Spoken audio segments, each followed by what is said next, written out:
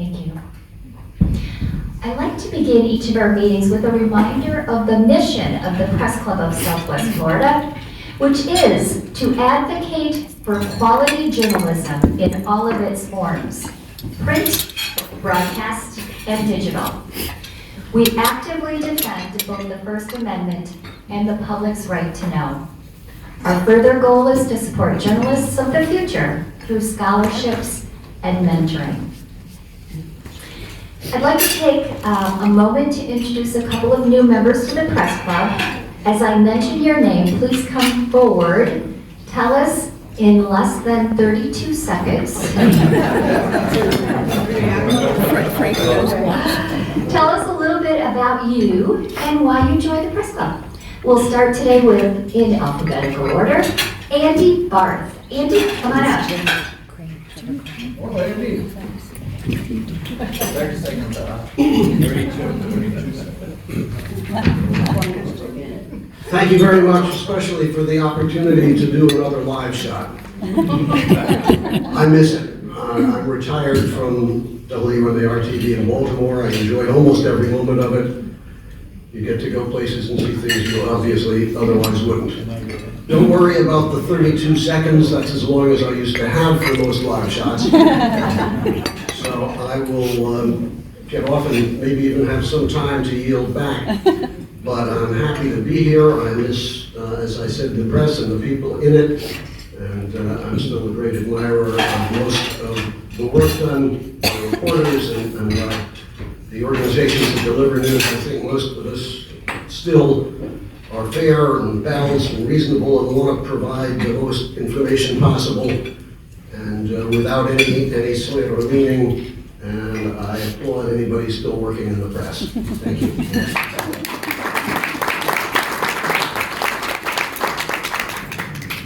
Our next new member is Susan Bennett. Susan, come on up.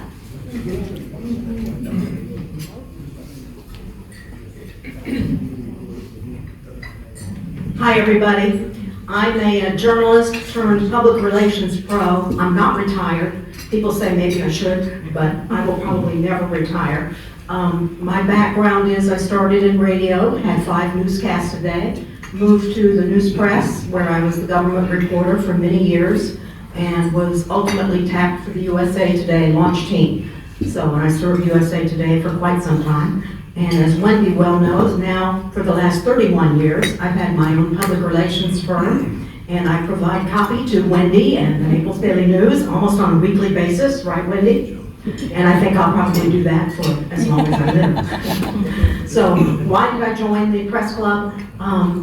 Like so many of you who are retired, I will defend to the death the right of people to have a free press. And so I may not always agree with everything that I see or hear or read, but I will defend to the death your right to say it. So thank you for having me.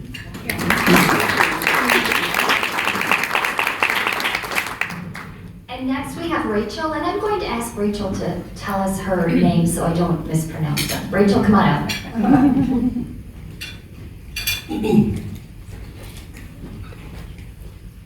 Hi, I'm Rachel Hyman Mercator. I work for the Naples Daily News. I cover the Collier County government. And I joined the Press Club recently just for, as a working journalist, I really like to reach out to the community and see what's going on in different areas. So that, and I also, like Susan, like, free press, and I want to be a part of these discussions. So, yeah.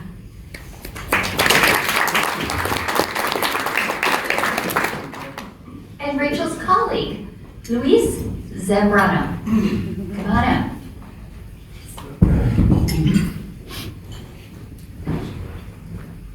Hi there, everyone. My name is Luis Alberto Zambrano Martinez. I'm a recent graduate from the ASU Walter Cronkite School for Journalism and Mass Communications, and I work as a watchdog reporter covering Cape Coral for the news press. And why am I here? Well, that's an interesting question. I wanted to meet many of you. I wanted to see what this organization was about and see those who are advocating on behalf of my freedom to do my job and report for you all.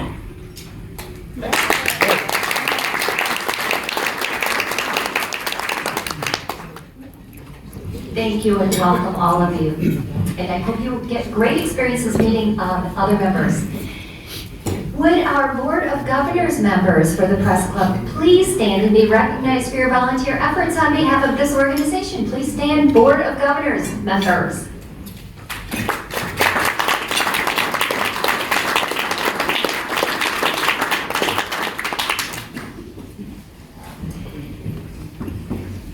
It is my pleasure to introduce one of our board members who you just saw stand up, who is going to serve as our program facilitator. And she will be introducing to you, and you all have programs to learn more about our speakers, but as you know, Pamela Marsh, Executive Editor, First Amendment Foundation, Wendy Fullerton Powell, Executive Director, Naples Daily News and Southwest Florida Region Director, and Tom Dorr, Director of Local News and Content for Fort Myers Broadcasting Company. Laura Gradius is the Florida Investigations Editor with USA Today Network. She's going to introduce the speakers and get the program underway. Laura, thank you. Thank you.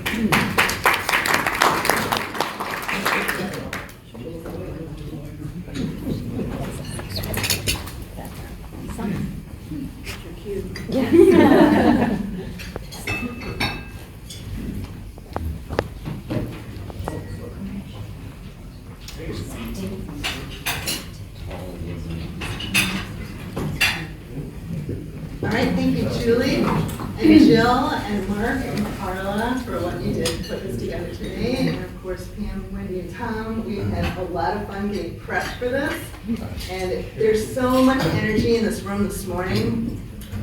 Closer. I'm not in broadcast. Swallow the mic. More. All right, somebody coach me. Anybody in broadcast? Closer. Now? You're good. All right. It sounds very loud. I'm used to the keyboard. There, just in the last hour, as people have been arriving, there's so much energy and there's so much passion around this. And I just love the folks that have come up and talked to me about it and said, thank you for doing this. Thank you for the Press Club. Thank you for this place to talk about it. When I arrived here about my husband's over there, Tom. When we arrived here about 2.5 years ago, it was just a no-brainer that the Press Club was the place that we wanted to be and meet. And this has been such a great tribe, especially during COVID, when we've been able to at least meet by Zoom, and then it's fun to meet and go, oh, you're so tall. And I'm thrilled that I have colleagues here, Harriet in the back of the room, and of course, Rachel and Louise, who you just met. I mean, just passionate about the First Amendment, passionate about records. Ask them before you go, make sure you greet them, say thank you for being a working journalist, thank you for being here today, thank you for fighting for First Amendment by filing all those records requests, and don't quit.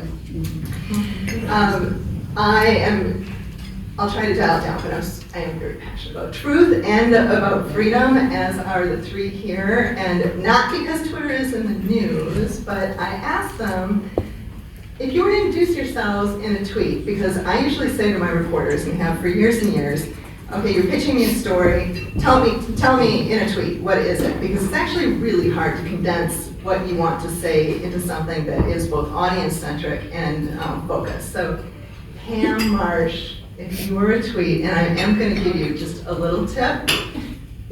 Pam not only is the freedom fighter for First Amendment in Florida, she's a U.S. attorney, former U.S. attorney, and a former professional ballerina, born and raised in Tallahassee. So Pam, if you were a tweet. Well, I was going to start out with, I am a freedom fighter for the First Amendment. I am a lawyer, not a journalist. And this, I believe, knowledge will forever govern ignorance, and a people who mean to be their own governors must arm themselves with the power knowledge gives. James Madison. Wonderful. I was going to say, wow, you wrote that just today. I stole that just today.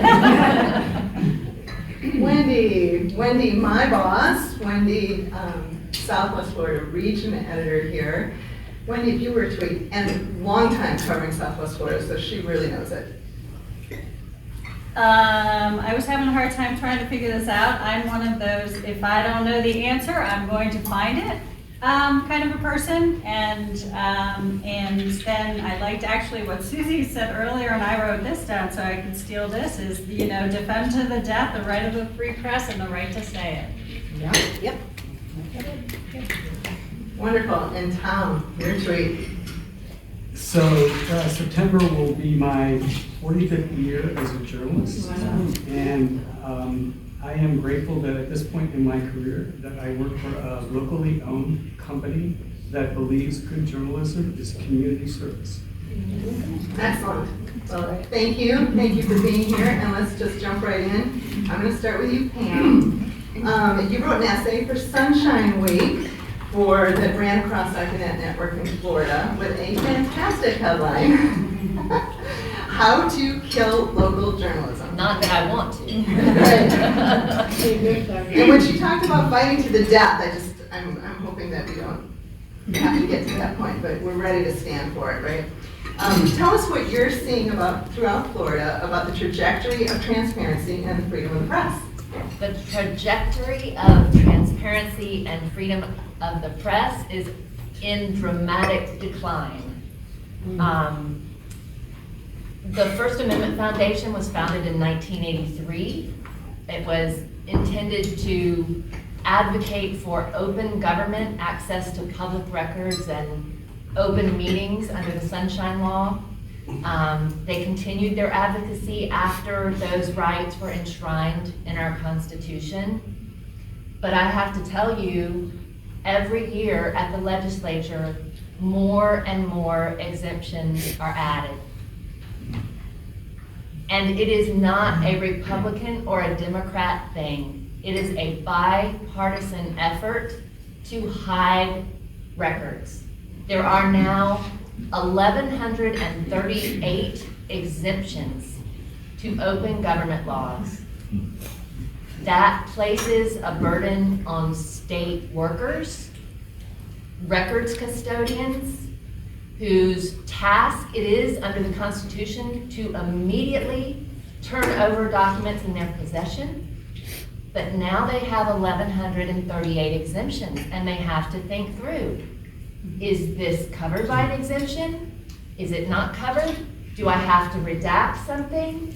Is my supervisor going to get mad at me if I release it? Do I have liability? That leads to higher fees on us asking for documents. The fees are going up. Months and months go by before the records are produced. Transparency is going down. And freedom of the press, it breaks my heart when I see how the press is treated in Tallahassee. When Mary Ellen Class is thrown out of a press briefing. When the AP photographer is thrown off the legislative floor during a protest by Democrats recently during this special session. So we are at a crossroads. We are at a constitutional crisis. Sorry to get you off to a dull start. No, but that is a reliable source. You can write that down. Wendy, you've been filing records requests for a long time, 3 decades in Southwest Florida. What has your experience been, and how has it changed? Well, first I can tell you that we are very thankful for Pam and her organization, and we rely on them very, very much for what we do. We're the Sunshine State, right? We are government in the sunshine, open records. That sounds wonderful, doesn't it? In theory, it does. But what has, as Pam referenced, is the erosion of those openness pieces. And when I started as a journalist here, it was very, very easy, and people flocked to Florida to cover anything because it was just so easy to get those records. And talking to colleagues in other states, wow, you can get that kind of an information. My experience as a reporter is far different than Rachel and Harriet and Luisa's experience that they are having today. And my role is to support them trying to get it. But the fact that they have to fight constantly for public records. We're having to, the simplest of picking up a phone and having access to a government official is not simple anymore. It's just the walls that have been put in place for us to be able to get information to you, to our readers, to our viewers, has just, it's worse than it's ever been. We were just having a conversation at the table here, and we have, in Lee County, we have a, it's a pretty big government agency, and there's one person who's designated that can speak to the media. We cannot go to a department head, we cannot talk to an employee, we cannot access, when I used to walk into the city council of Naples, we would be able to go through the mail, and we would be able to go through, and look at all their appointment books and do it so easily that today you have to file a public records request in order to get that information, and then you have to wait before it gets gone through and redacted and all these other kinds of things to make sure that the exemptions don't play into it. So it's a far different world that our reporters are having to do, and it's honestly, it's really hard. So it's the Rachel and Harriet and Luisa's of the world who are doing this day in and day out that should be applauded for what they are doing in not a friendly environment at all. And it costs money besides blood, sweat, and tears. Tom, I'm going to ask you, you have some more stories about the legal costs, about the rising access to information. And with the election coming up, how do campaign ads benefit from the erosion of transparency? And how does this impact broadcast news outlets' credibility? In 32 seconds. I think I'm going to start with political ads because that is a kind of a pet peeve of mine. Television stations, well, starting probably in June, we'll start to see the barrage of campaign ads on television. And television stations must accept any ad from a qualified candidate and may not exercise any editorial control over the accuracy of the information portrayed. It is against the law to change a candidate's message, and we must accept it. There are no excuses to turn it down. So in addition to that, from a financial side of things, we must also offer them that time on the air at the lowest unit rate of cost. So they get it for a bargain and they flood the airways with it. Now, most ads are pretty straightforward, but there are some that are misleading and some that are downright lies, attack ads, and you see them. And you cannot get away from them because they flood everything. And campaigns like to buy news. That's the number one spot where they place campaign ads. And so what happens is, we may have Lexus as an advertiser in our 6 o'clock newscast, but if a candidate comes in and says, I want to be in your 6 o'clock newscast, we have to move our regular advertisers aside and move those ads in. Now, we, like a lot of news organizations, we fact check our political commercials, right? We fact check and we can run them. But the irony is that the politicians who accuse us oftentimes of misleading people or hiding information, or downright lying to the public, run those ads in our newscast, and the juxtaposition of those ads is we could do a story that discounts an ad and go to a commercial break, and that ad would be there, or that ad may bookend that pod, meaning it runs first in the commercial break, it runs last in the commercial break. In the next commercial break, it may run first in that break and may run last in that break. So if you're a candidate that you want to flood the airwaves with something, you keep telling a lie over and over again, what happens? People begin to believe that it is the truth.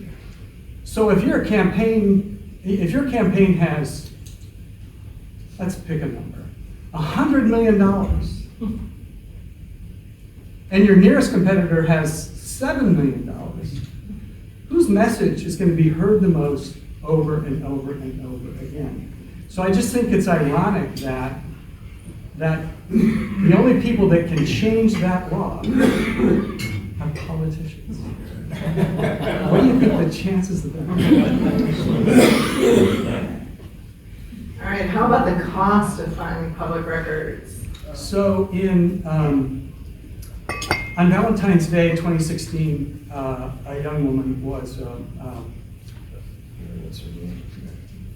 I won't bite down those of that. A young woman was murdered in Fort Myers. Obando, I think was her name, Helen Obando. I'm sorry, can everyone hear him? Okay. Oh, sorry.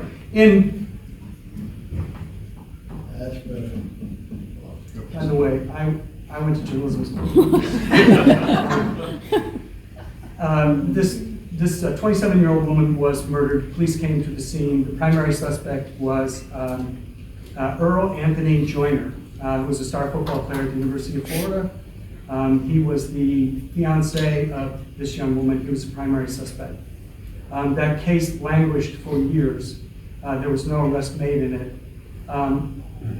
And then in 2019, we saw on the Fort Myers city agenda that the Fort Myers police chief, Diggs, was going to ask permission from the city council to be able to contract with a production company called Cold Justice for a TV show that would be, the basis of that show is old cases. They come along, they help police solve those cases. So I saw that and I thought, if they're going to give investigative material in a murder case to a television production company, we are entitled to that too. So we filed our Freedom of Information request. By the way,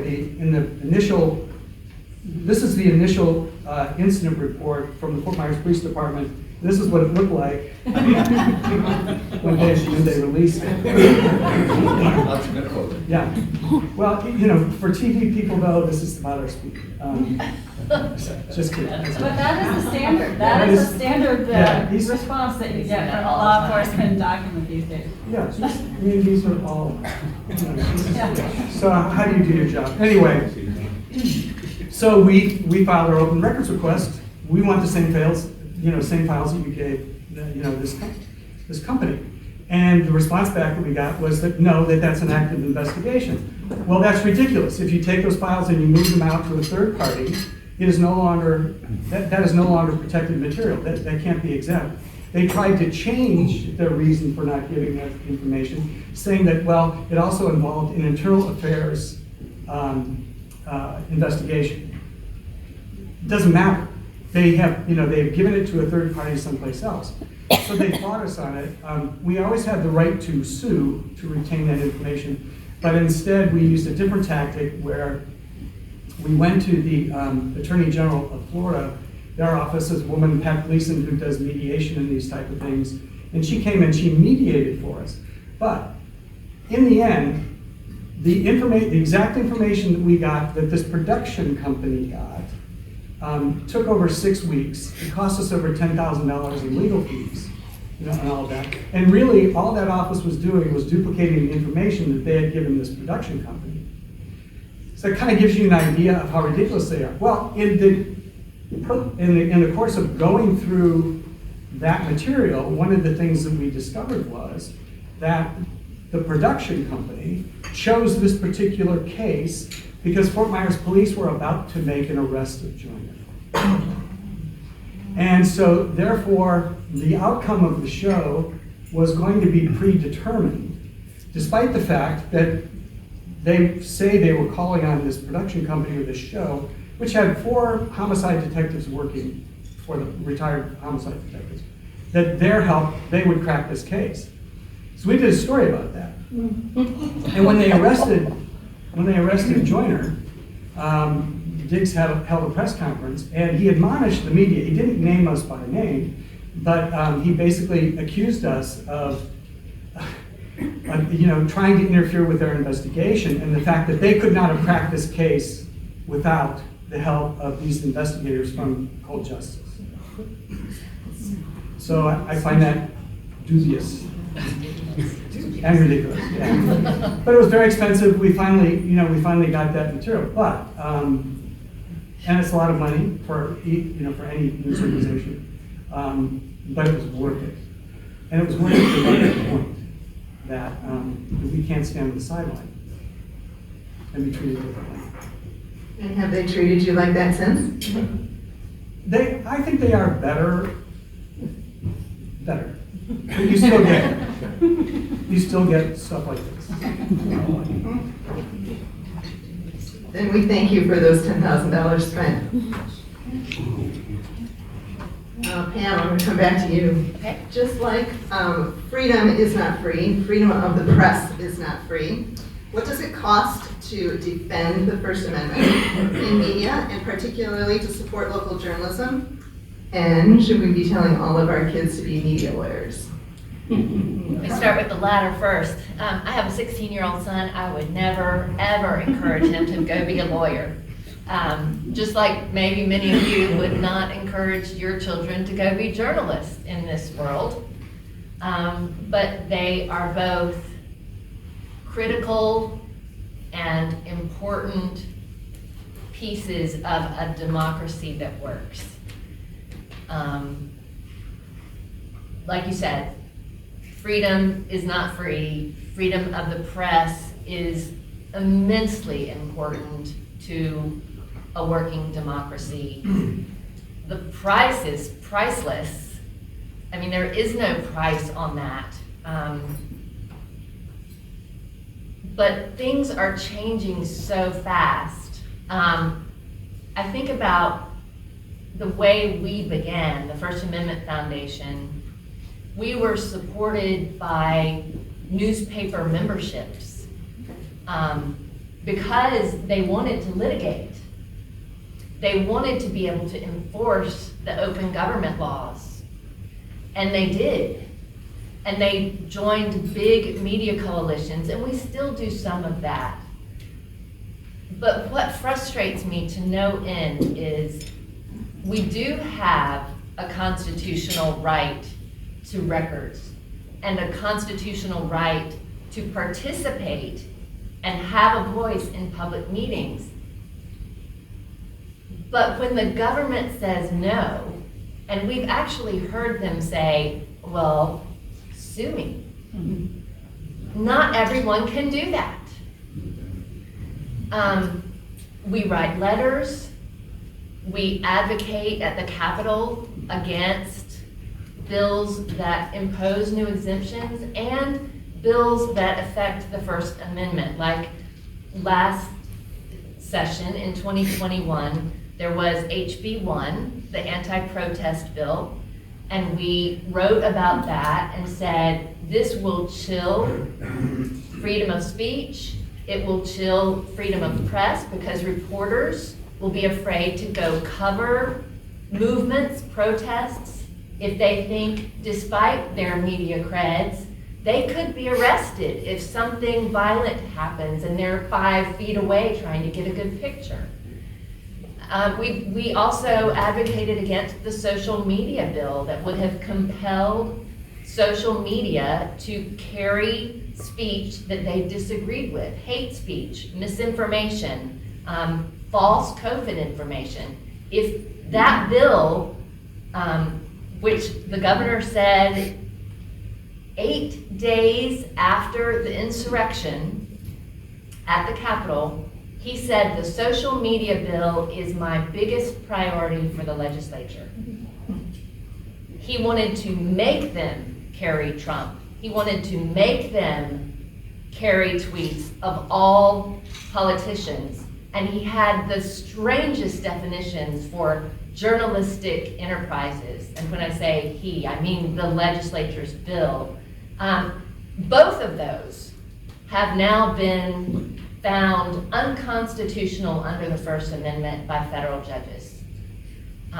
This year, I mean, there was another slew of bills for us to be advocating against, and it does take time, and it takes energy, and it takes courage not to be discouraged, because sometimes it feels like you're banging your head against a wall. I saw, for HB 1, I saw over 100 people go to a lectern to express their opposition to the anti-protest bill.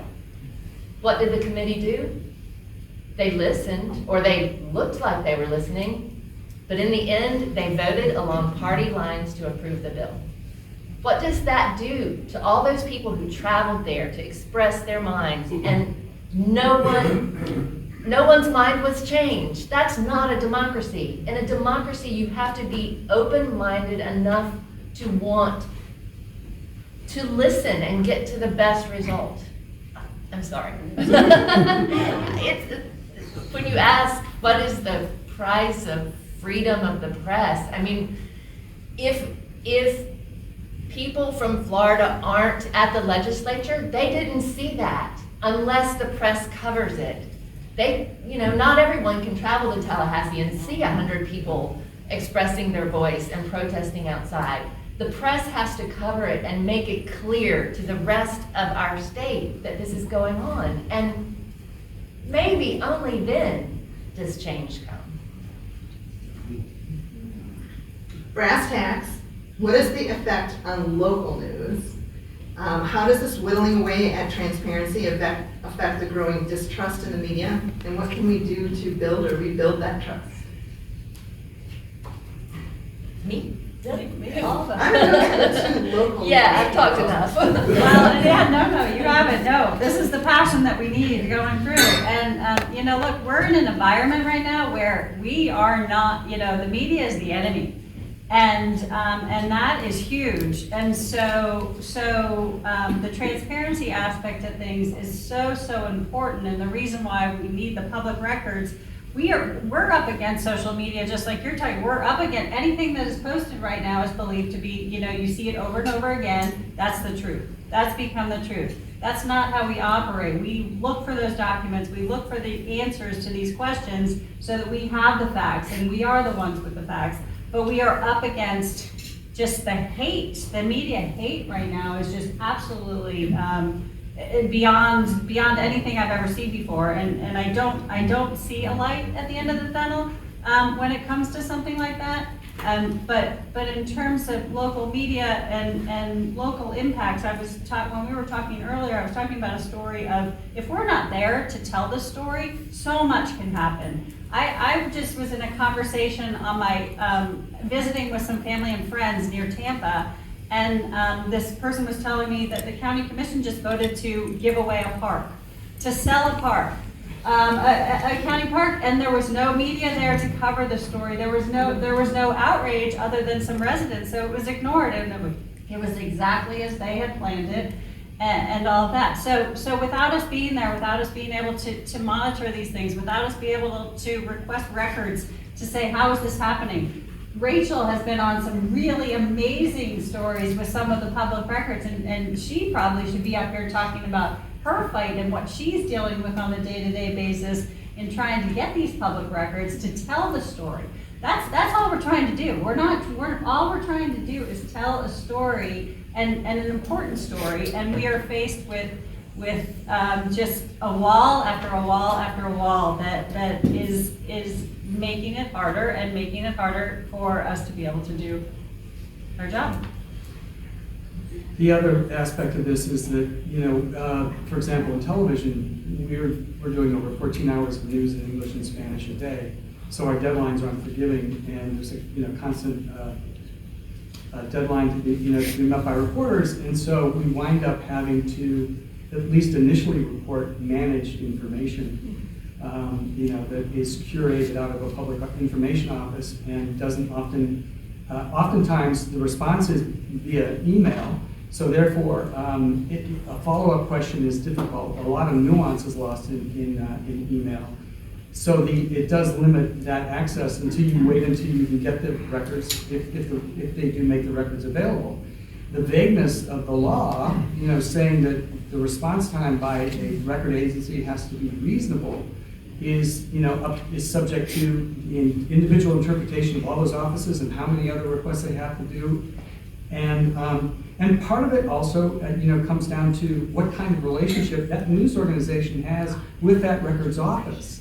Because there is a punitive aspect of this. I had a PIO at one of the sheriff's offices here locally tell me that, they were upset with the story we did. Well, yeah, about that record request, yours is what's to stop us from when it comes in to go to the end of the line, to be the last thing, or maybe I can't get to it today because we've got to do this first. And so the slow walking process to get an answer to things, well, if enough time goes by, whatever momentum a story has or whatever embers are still glowing, get dimmer and dimmer as each day goes by. So it's a very challenging environment. We have a story right now that I'm really interested in. It involves the Lee County Public Schools. And our investigative reporter, Peter Fleischer, did a story about how the communications office, the PIO for the school system in Lee County, was using employees to monitor social media and parents on social media and PTA and parent group organizations, and collecting data about which parents are saying what thing, about the school, about issues about the school. Well, you could argue on the other side of that, it's kind of good to figure out what parents are saying, right? Like what are they saying about us, and everything, you get that information. But my question is, and the unanswered question we're still waiting on is, what do they do with that information? And when Peter was explaining this to me the first time, my first reaction from hearing this, I said, are they creating like, a Nixon's enemies list? I mean, what are they doing with that? Who benefits from collecting that information? And what teacher does that parent's kid get next year? Well, here's what happened. One of the people that brought it to us and wound up being the subject of the story, Lee County schools have school choice. And you put your bid in for what schools you want to go to. Right, yeah. Well, this particular guy who's been very vocal on social media, his child didn't get any of the schools that they asked for. So was that retaliation on the part of the school district? Who knows? We're still waiting to get the answer to that question. So where's the hope?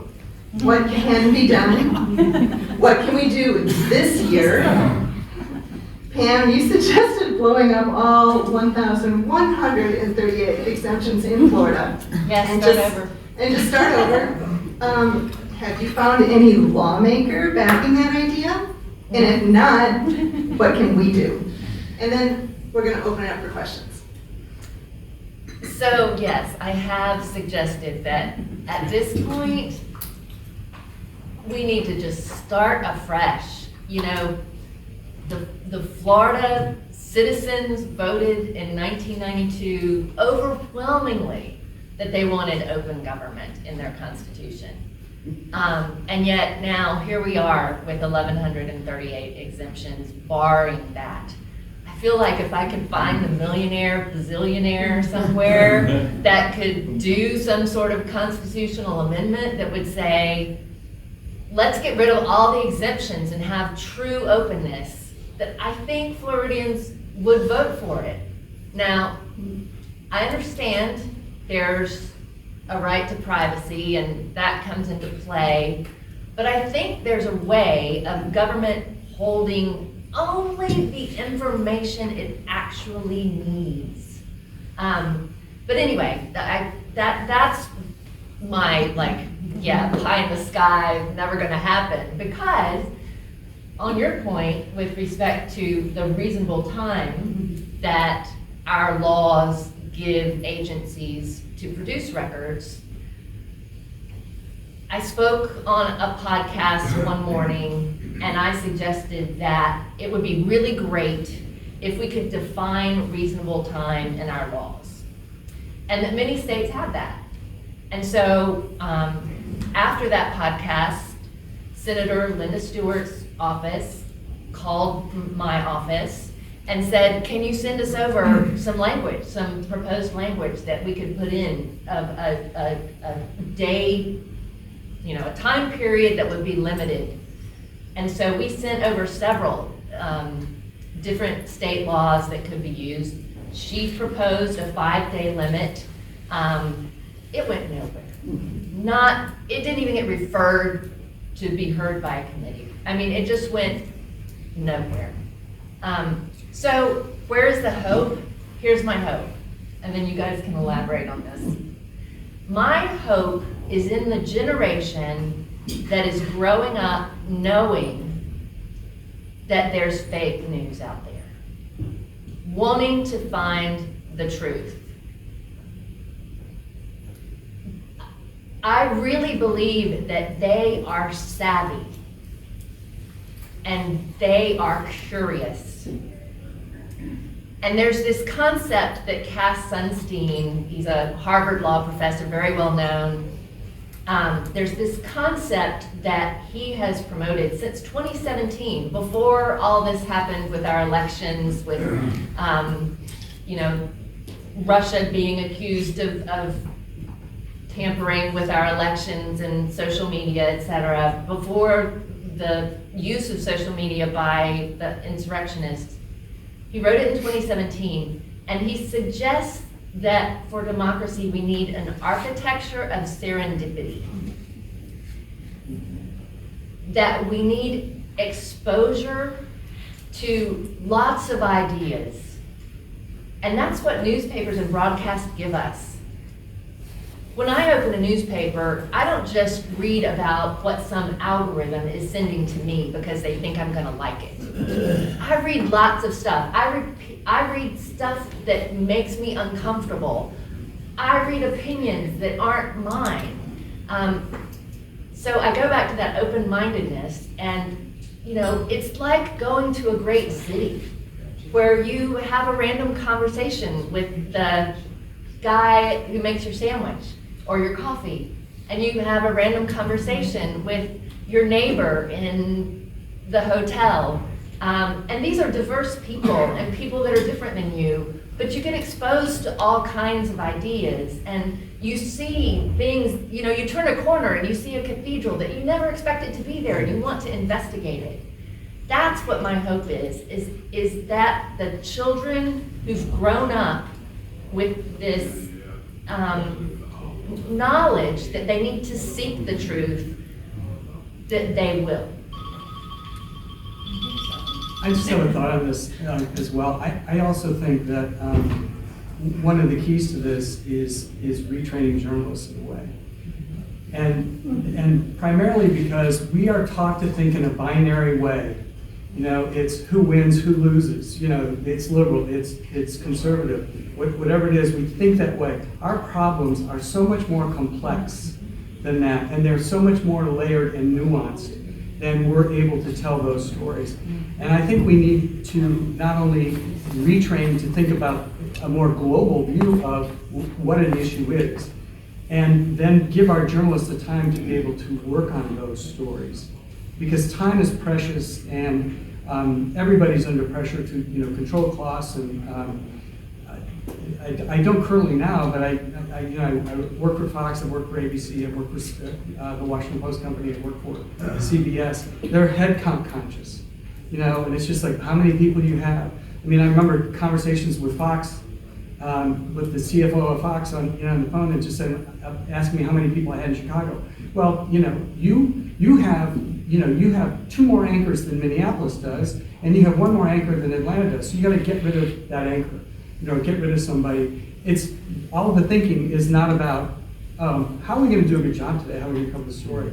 So I do think that if we could get ourselves into a position where we train our journalists to not think just binary, but think in a more global way and be able to present that information, I think it would be helpful. Because if we go and complain all the time about access, I think it just becomes noise to people. They don't really understand or can appreciate necessarily. Their lives are too busy, it doesn't really affect me, I gotta move on with the next thing. But if we can show them that these issues are bigger than they are, and they are more complex, and be able to tell that. I recommend a book called High Conflict, by the way, by Amanda Ripley. And she's a former journalist for the Wall Street Journal and Time Magazine. And she took 5 years off to study conflict in the United States and people who dealt with conflict. And as a journalist, this is the conclusion that she came to. This is not an original thought on my part. I read this book, I was inspired by it, and I think that she had some really important insight as to where we could take journalism to be better. I was just gonna, from a local standpoint, I I am really encouraged by the conversations that we have, and both from, the mother, USA Today Network, all the way through. What we're talking about and really focused on is impactful journalism. And I think that is huge, and it really is up to us in the local markets to make the decisions and figure out what is going to impact our community and make a difference. And I'm hopeful from that standpoint of having those conversations. Yes, we have a lot of other kinds of things that are going on, but really focusing the organization and the group that we have right now is so committed to doing what is right for Southwest Florida. And as I said earlier, I'm just amazed at what they do every day, day in and day out, with all of these walls that are put in front of them, and they're still determined and still, excited to come and want to do this for everybody. So that's my hope in watching that and seeing more and more of the journalists that are coming into the organization that are still committed. And one of the questions that we ask, why do you even want to get into this business? From right out of college, why? Why? All you hear is the negative. And the answers are just so uplifting, and so I do have hope. So fingers crossed. Julie, do we have time for a few questions? Yes, And do you want me to 7 just- minutes. Okay, we've got 7 minutes. Do you want me to call on someone, or would you like to? Okay.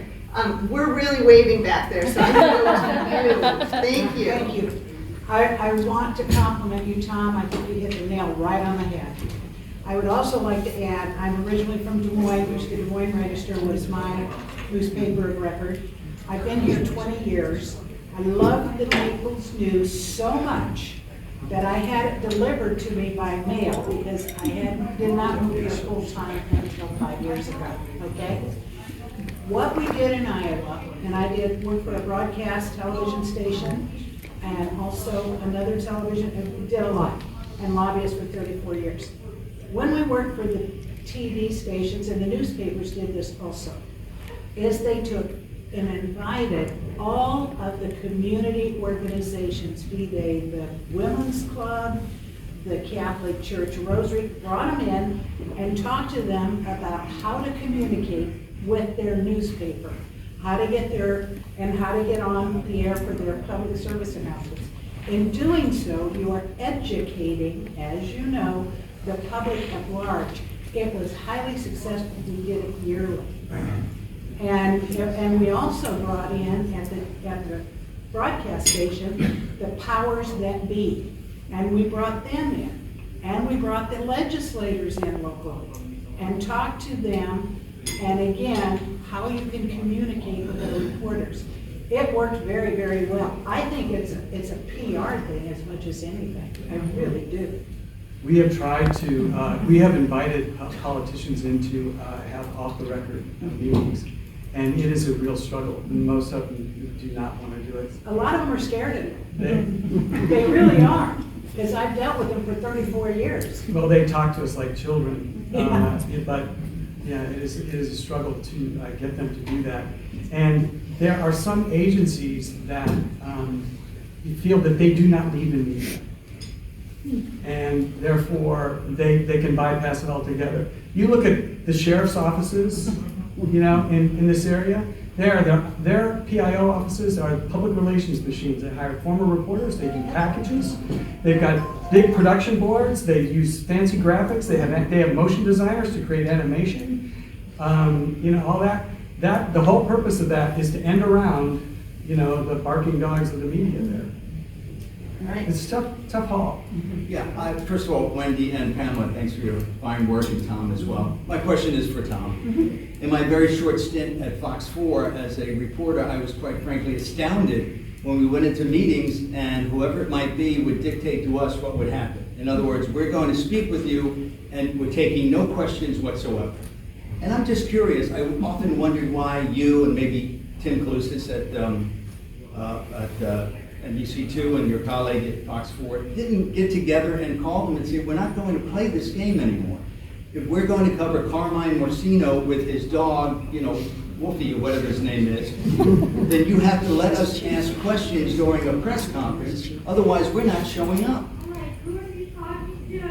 I think he'd be happy if he didn't show up. I think it played right into his plan. He wants to drive people to, you see this, they want to drive people to social media. Because there they have complete control of the message. You know? And so there's a downside to, okay, I gotta measure my words here. Even though I'm in friendly company, I do want to be self-conscious, but this is a law and order community. And, so what they're interested in is get the bad guy. And they want people who talk tough about getting the bad guy. The judicial process of justice that follows that, they're not interested in. So it's the argument about, just kind of like standing up to that, I don't know that that's necessarily the answer. And we have a responsibility, by the way, if any time we have access to somebody like that, we're gonna do it. We're gonna go because we're gonna ask the questions anyway, because that's our job. And if we get thwarted, then we'll try to figure out other ways to get the information. So I'm intrigued by the Lee County gatekeeper. And here's what I want to know. Reporters are being asked now to do more in shorter periods of time with less. You have continual deadlines. So I think companies, whether they be print or broadcast, probably don't have the luxury of investing in reporter development and to giving them time to develop sources. The way you bust the gatekeeper is it's not a monolithic organization in the county. All those little fiefdoms that gatekeeper controls, I guarantee you there are people in there that are unhappy, disgruntled, whistleblowers. So the answer to beating that is to give your reporters more time to develop sources. Now in Fort Myers, it's not a terminus market, and so the reporters are here, they're learning, they're matriculating, and they're going on. That's part of the issue. And that's part of the issue. But I think, just some advice, I think time would be well spent if you could allow these reporters a little more wiggle room to develop these back channels, because I think that's how you beat that. Is that even a possibility? Yes. So I'm in the process now of hiring my replacement, and I just had to write the job description. And a big component of that is going to be professional development. Because we have to, this market as a destination for television reporters used to be 5 years ago, it was their second job or their third job. And it is more competitive now to try to get people. We're going to, we went to Arizona State. We were there last week. We're going to Arizona State, and we're going to Penn State, and we're going to the University of Florida and the University of Miami, and we're recruiting directly. And we're trying to find the best and brightest kids that we can. And then if it's taking them, 6 seconds to get from 0 to 60, we need to have training in place where we can get them 0 to 60 in 3 seconds. And try to bring them along. So I think that's a big part of it. We had a conversation about sourcing, and sourcing is a lost art. And there are other things to do, but for example, those people, to have the time to be able, you have to build a level of trust with somebody where they feel comfortable enough. Are you going to burn me if I give you these documents, if I tell you these things, if I agree to meet with you? I mean, I told you the story. There was a deputy director of planning from Lee County. My wife knows his wife, and I said, I really want to talk to you about something. I don't want to be seen with you. Is what he said, because I'll get in so much trouble. Right? So it is. There are a lot of it is about relationships and expectations. But they have to have time. They have to have room to develop that. And that does take time. And it is an issue because we are in such a fast-paced environment. Absolutely. And that's, as Julie noted, and I looked at Rachel and Luis, who are new reporters and building a beat and coming in and covering Cape Coral, one of the largest cities, and Rachel covering Collier. And Rachel, you were thrown into stories that we were getting sourcing, and she did an amazing job of developing some sources really, really quickly, but also needing the time, recognizing needing to go back and take the time to be able to learn that. So these people know her, but she's done an amazing job in a very, very quick amount of time. I think we have time for one short question. I have a short question, and it's for Pam. The First Amendment Foundation is a not-for-profit organization. Yes. What kind of not-for-profit? Is it 501c3, C4, or C6? Because are you open for donations? Oh, yes. God bless you. We are on 501c3. Not at all, not at all. So we have a website, it's www.florida, spelled out, FAF.org. There's a donate button there, but let me give you my cell phone. I to help you. It's 850-728-2508. Call me, I would be happy to walk you through any process. As I told you, our historic business model was that we were supported by memberships from large newspapers. And now, not many newspapers can pay membership dues or want to pay membership dues, even though I think Laura will back me up when I say we do serve journalists every day. We have a hotline, we answer calls, we help with public records requests, we tell them, put our email address on your public records request, because sometimes that does scare them into working faster and not relying on bogus exemptions. So we do have a value. And I'm going to say one more about that value, and it keys into what you just said about hiring, because I've been really active in hiring right now as well, and looking at all the journalism schools. I've only been here 2.5 years. Rachel just arrived. Louisa I hired from Arizona. It is, and as TV, you know, you've got new people coming in all the time. I don't know the sunshine laws. I need her. I just hired 2 fantastic investigative reporters. They're not from Florida. I send them, I get right on a call with either you or with Virginia.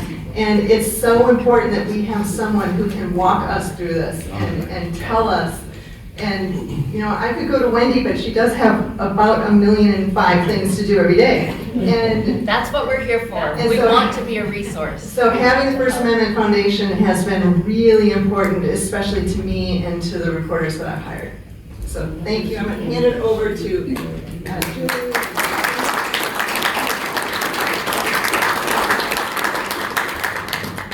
I do want to thank Laura for facilitating today. You did a marvelous job. Thank you for your efforts on this program. Thank you, Pam, for traveling to see us today. Wendy and Tom for joining us today. Great paneling. There's so much.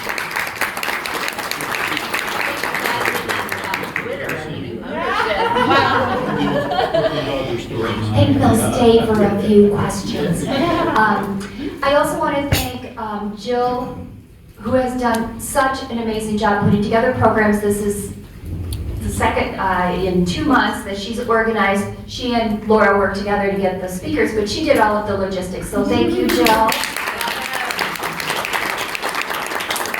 And a special thank you to Carla, who does everything. We are so glad you were with us today, and we are going to be doing another one of our really famous sizzling summer media mixers, probably in June, and George is helping us to organize something in the Fort Myers market so we can get media folks, working journalists, with all of us so we can hang out together. Our last events, we got 60 to 70 people at our event, so watch for that information. By the way, if you're not getting our newsletter, sign up on our website. This is our website. Carla has more information. If you're not a member, she also has information about membership. Only $75 a year. It's a bargain. And if you're under 30, you only pay $30. So I'm looking. we would love to have you as members. If you are not, I did see a lot of member tags, which is great. I think that's it. Thank you for attending today's program. We look forward to seeing you in June or July. Thanks for being here.